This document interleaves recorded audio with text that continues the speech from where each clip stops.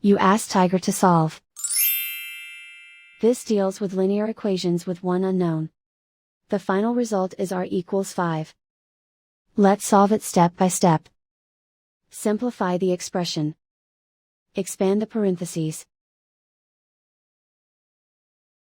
Simplify the arithmetic. Group all constants on the right side of the equation. Add 2 to both sides.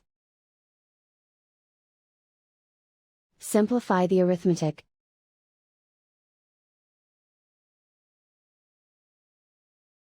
Isolate the r. Divide both sides by 2. Simplify the fraction. Find the greatest common factor of the numerator and denominator. Factor out and cancel the greatest common factor.